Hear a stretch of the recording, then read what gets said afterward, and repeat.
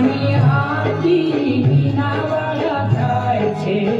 જમવાની આરતી મીનાવાળા થાય છે 24 અજવાળા જવાળા તો ધરાય છે 24 અજવાળા